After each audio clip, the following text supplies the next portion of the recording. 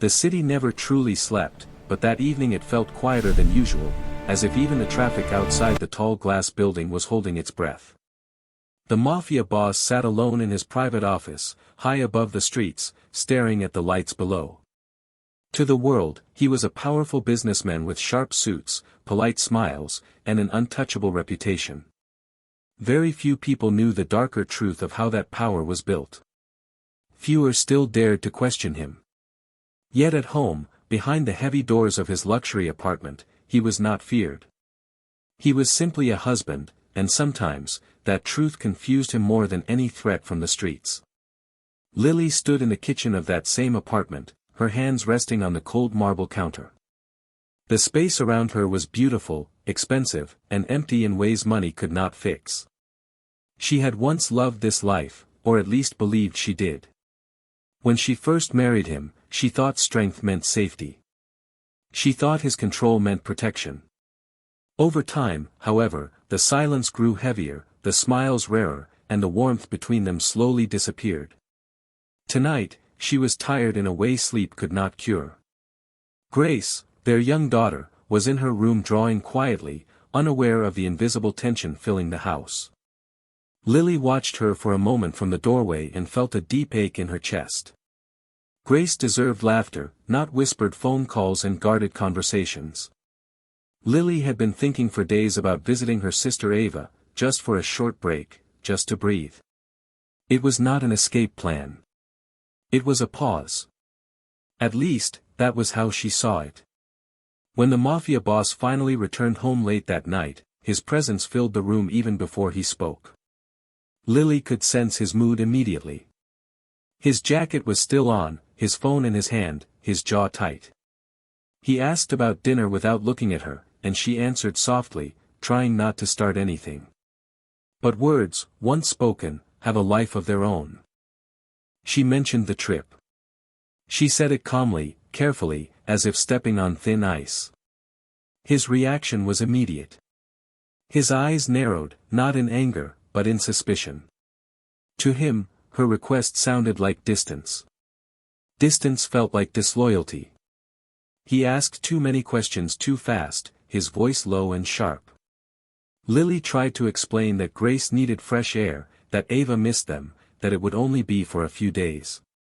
But explanations sounded like excuses to a man used to control. The argument never became loud, but it became cold. That kind of cold that freezes the heart. Lily felt something inside her break, not suddenly, but completely. She realized that she was asking permission to live her own life, and that realization hurt more than the argument itself. She picked up her phone, walked into the bedroom, and closed the door gently behind her, as if even silence needed to be respectful. Her fingers hovered over the screen for a long moment. She didn't want a fight. She didn't want threats or apologies. She just wanted space. With a deep breath, she typed the words that felt honest in that moment, "Don't call me." It wasn't cruel. It was tired. It was a woman asking not to be pulled back into another cycle of fear and control. Across the city, the Mafia Boss saw the message almost instantly. He stared at it, feeling challenged in a way he wasn't used to. In his world, people didn't set boundaries. They followed rules. Pride rose faster than understanding. Without pausing to think, without considering the weight of his words, he replied, "Don't come home." He told himself it was just a message. A warning. A reminder of who held power. He did not realize that this time, his words were not a threat. They were a door closing. Lily read the reply while sitting on the edge of the bed. For a second, she felt nothing. Then the pain came, slow and heavy. Not anger. Not shock. Just a deep sadness that settled into her bones. She looked around the room. She had decorated, the life she had built, and understood something very clearly. This was not love speaking. This was fear wearing authority. She quietly packed a small bag, careful not to wake Grace. When she lifted her daughter from the bed, Grace wrapped her arms around her without opening her eyes. Lily felt tears slide down her face, but she did not stop. She kissed Grace's forehead and whispered promises she hoped she could keep. The apartment door closed softly behind them, making no sound at all. Back inside, the Mafia boss sat alone in the living room, convincing himself that silence would bring her back. It always had before. He poured himself a drink and tried to focus on his phone, his emails, anything that kept his thoughts busy. But the room felt different. Larger. Colder. Time passed strangely, stretching and shrinking at once. 5 minutes later, something shifted. A feeling he didn't recognize tightened in his chest. He checked his phone again. No reply. No footsteps. No sound from Grace's room. Suddenly, control didn't feel powerful anymore. It felt fragile. His fingers moved fast, dialing Lily's number again and again. The calls went unanswered, stacking up one after another, until the screen showed what he never expected to see, 100 missed calls. In that moment, standing alone in a silent house, the Mafia boss felt fear for the first time, not from enemies, not from loss of power, but from the possibility that he had just lost the only people who ever loved him without conditions. And somewhere across the city, Lily sat beside her sleeping daughter, staring out of a car window, knowing that one message had changed everything. Morning arrived without warmth.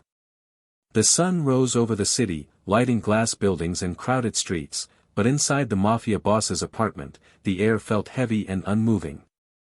He had not slept. The phone lay in his hand like a useless weapon, its screen dark and unforgiving. Every few seconds, he checked it. Hoping for a message, a missed call, anything that would tell him Lily had not meant what she did. The house, once filled with small sounds he never noticed, now screamed with silence. Grace's laughter was gone. Lily's soft footsteps were gone. What remained was an echo of his own breathing and the growing weight of regret. Across town, Lily sat at Ava's small kitchen table, holding a cup of coffee she had no intention of drinking. Ava's apartment was modest, nothing like the life Lily had left behind, but it felt alive. There were family photos on the walls, sunlight through thin curtains, and a sense of safety that did not need locks or guards. Grace sat on the floor nearby, quietly playing, occasionally looking up at her mother as if to make sure she was still there. Lily forced a smile every time their eyes met, but inside her heart felt torn. She had not planned to leave like this. She had not planned to hurt anyone. She had only planned to breathe. The Mafia boss finally stood up and walked through the apartment, opening doors he already knew were empty. Grace's room stopped him. Her bed was untouched, her drawings still taped to the wall. He picked one up, a simple picture of 3 stick figures holding hands. His chest tightened in a way no bullet ever could. Power had always protected him from consequences, but not from absence. He began to understand that threats only worked when people were afraid to leave. Lily had stopped being afraid. By midday, his pride gave way to desperation. He sent messages that sounded stiff and controlled at first, then messages that carried anger, then ones filled with confusion. None were answered. Each unanswered message felt like another door closing. He began to imagine Lily rebuilding her life without him, and that thought frightened him more than his enemies ever had. For the first time, he questioned the identity he had built so carefully. Who was he without control, without obedience, without fear? Lily, meanwhile, spent the day fighting her own pain. She watched Grace laugh with Ava, and every smile felt like both relief and guilt. She thought about the man she married, not the one he had become, but the one he used to be. She remembered nights when he listened, when he held her without suspicion, when power had not yet swallowed his humanity. Leaving did not erase love. It only exposed its wounds. She knew he would call. She knew he would panic. But she also knew that answering too soon would change nothing. Late in the afternoon, the Mafia boss received a call from his lawyer. The words were calm and professional, but they struck harder than any threat. Lily had asked about her legal options. Custody. Separation. The idea that this could become permanent shattered something inside him. This was no longer about pride. This was about loss. Real, irreversible loss.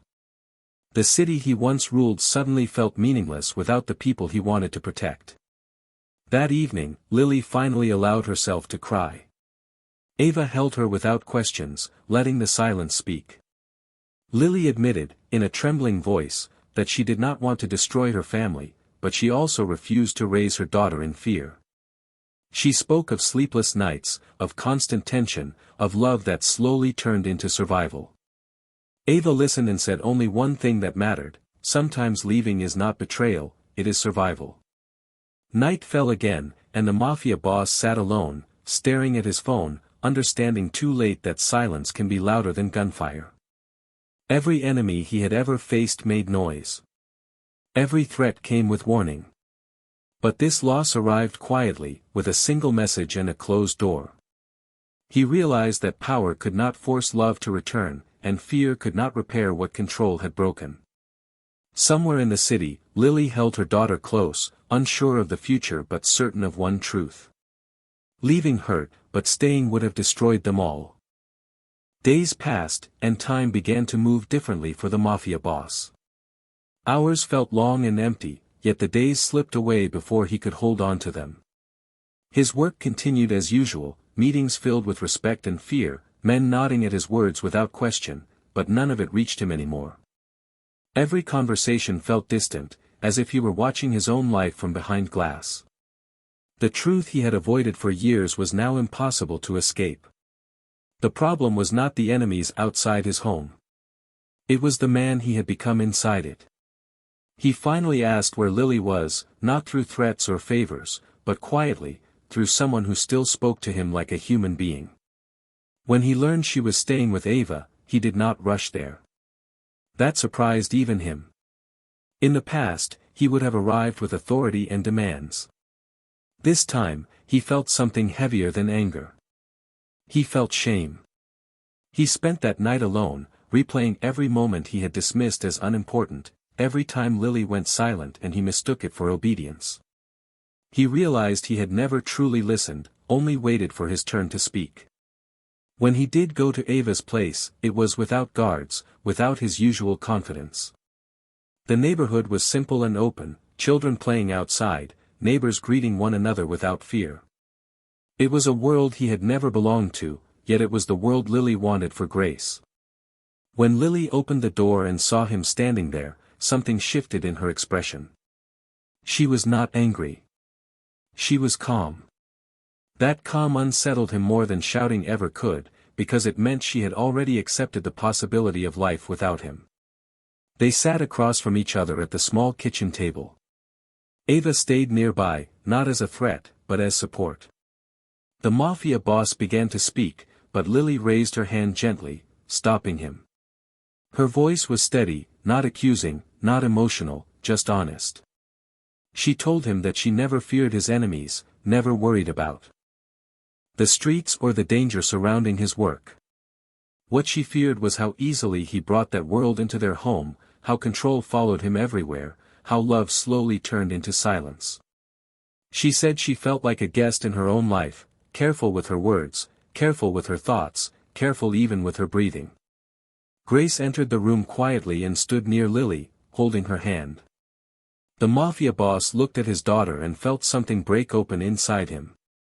Lily spoke again, telling him about Grace's nightmares, about the way she repeated harsh words she overheard, about how children understand fear long before they understand power. Ava added softly that Grace had once asked if being quiet was the best way to stay safe. That sentence stayed in the air, heavy and undeniable. For the first time in his life, the Mafia boss did not defend himself. He did not explain. He did not blame stress or responsibility. He listened. And in listening, he saw the truth clearly. Everything he believed was protection had become a prison. Everything he thought was strength had become intimidation. He realized that his family did not need a ruler. They needed a man. He stood up slowly, his movements careful, as if sudden motion might break something fragile. He did not ask Lily to come home. He did not promise change with empty words. He only said that he understood why she left, and that understanding alone felt like a confession. When he walked out of the apartment, the night air felt colder than before, but also clearer. He knew this was not the end of the pain. It was the beginning of truth. As he walked back through the city, surrounded by lights and noise, the Mafia boss faced a question more dangerous than any enemy had ever posed. If power had cost him his family, was it worth keeping it all? And for the first time, he did not know the answer. Change did not arrive suddenly, and it did not arrive loudly. For the Mafia boss, change came in quiet moments when no one was watching and no one was afraid. After leaving Ava's apartment that night, he did not return to his old routines with the same confidence. The power he once wore like armor now felt heavy, almost embarrassing. He began to see his world differently, noticing how fear followed him into every room and how people measured their words around him. For the first time, he asked himself whether respect earned through fear was worth the cost it demanded from everyone around him. He started by stepping back from the most violent parts of his operations, not as a public statement but as a private decision. Some men questioned him, others tested him, but he did not respond with force. He delegated, withdrew, and slowly reduced his presence in places where anger and control ruled. It was not easy, and it was not clean. Years of habit do not disappear overnight. But each step away from that life felt like a step towards something he had almost lost forever. At the same time, he began confronting himself in ways he never had. He sat in quiet rooms with professionals who spoke to him without fear and challenged him without violence. Therapy felt strange at first, almost insulting to a man who once believed weakness was dangerous. Yet with time, he learned that acknowledging pain did not reduce his strength. It refined it. He spoke about control, about power, about the constant fear of losing everything that had driven him for so long. In those sessions, he began to understand that the hardest enemy he had ever faced was his own silence. Lily watched these changes from a distance. She did not rush to forgive, and she did not promise anything. Trust, she knew, could not be rebuilt through grand gestures. It required consistency. She allowed Grace to see her father under supervision, slowly and carefully. The visits were simple. No expensive gifts. No attempts to impress. He listened to Grace talk about school, about drawings, about small worries that once would have gone unnoticed. Each visit left him both hopeful and humbled, understanding how much of her life he had missed while believing he was protecting her. Over time, Lily noticed the difference. His messages were no longer commands or apologies filled with desperation. They were patient, respectful, and rare. He asked before visiting.